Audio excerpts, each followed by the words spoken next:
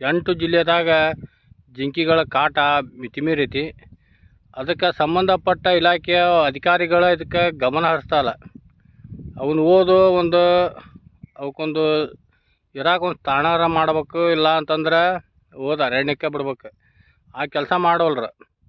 ಹೆಂಗೆ ನಾವು ಪದೇ ಪದೇ ಮನವಿ ಕೊಡ್ತೀವಿ, ಮುಖ್ಯಮಂತ್ರಿ ಹಿಡ್ಕೊಂಡು ಎಲ್ಲರಿಗೂ ಮನವಿ ಕೊಟ್ಟಿದ್ವಿ. ಯಾವ ಅದ್ರ ಬಗ್ಗೆ ಯೋಗ್ಯ ಕ್ರಮ ತೊಗೊತಾನೆ ಇಲ್ಲ.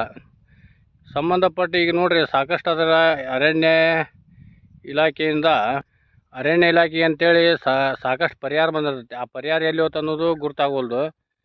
ಈ ರೀತಿ ಜಿಂಕೆಗಳ ಹಾವಳಿ ಜಾಸ್ತಿ ಆಗ್ಬಿಟ್ಟದೆ ನೋಡ್ರಿ. ಅಲ್ಲಿ ಸುಮ್ಮನೆ ಓಡಾಡ್ತಾವೆ ಹೊಲ ತುಂಬನು.